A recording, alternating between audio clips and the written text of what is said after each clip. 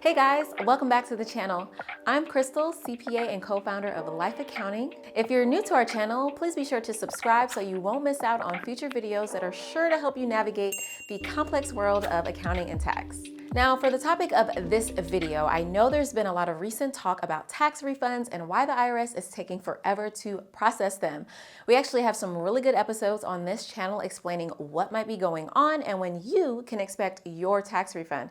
So be sure to check those out after watching this video. But in today's episode, I'll actually be explaining why having a huge tax refund or any refund at all is not necessarily a good thing, and the reasons might surprise you.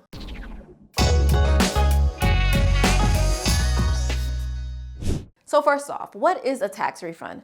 Well, it's not just free money from the government, though it might feel that way. Usually people are excited to receive a tax refund and it is really good news for them. Well, as a CPA who's prepared at least hundreds of returns, I can tell you that a tax refund is usually the result of a mistake.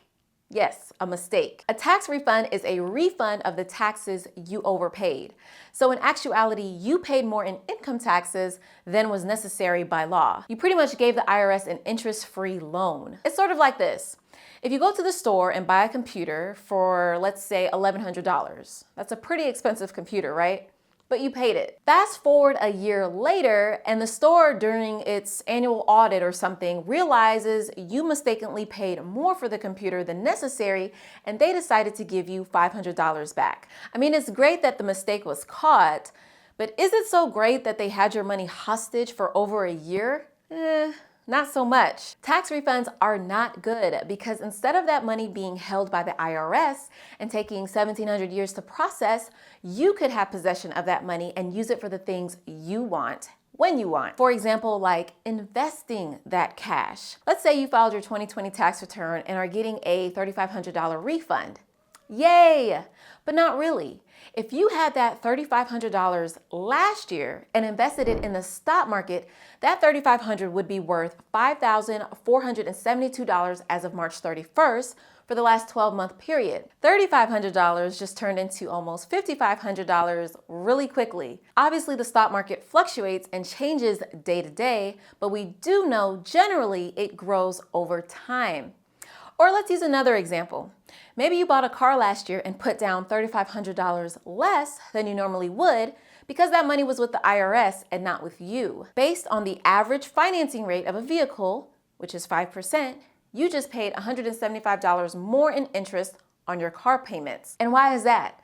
The IRS had your money, mistakenly. Now, it is important to note that people get tax refunds for a number of different reasons, which is unrelated to overpaying in taxes. Those reasons include, for one, the child tax credit, or CTC. If you have kids, the CTC pays you a refundable credit of up to $1,400 per child. Or two, the earned income tax credit. Taxpayers who earn low to moderate income during the year qualify for the earned income tax credit, or EIC.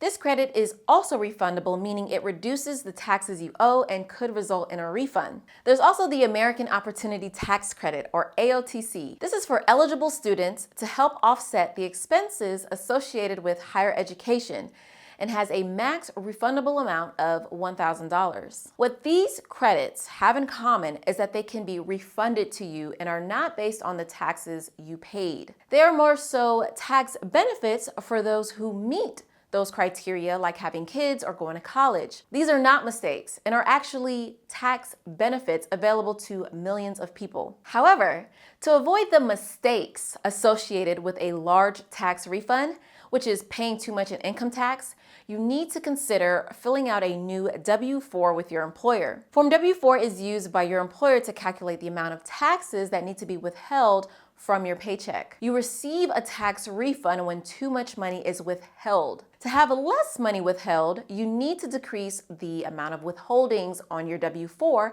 and submit the updated form to your employer. This way, more money will be paid to you with each paycheck and less to the IRS. Now, disclaimer, If you decrease your withholdings too much, you may owe taxes at the end of the year when you file your tax return. It would be good to consult your tax advisor on this to figure out how much in withholdings is best for you. Now, if you're a business owner, you typically are due a refund when you overpaid in your estimated taxes. Income for your business can change year over year, which can make it difficult to estimate what you should be paying in taxes. There's an IRS form called 1040-ES, Estimated Tax for Individuals, that when completed correctly can accurately assess the amount of taxes a business owner should pay. If you believe you overpaid in taxes, you can request a refund by filing your annual tax return, which is Form 1040.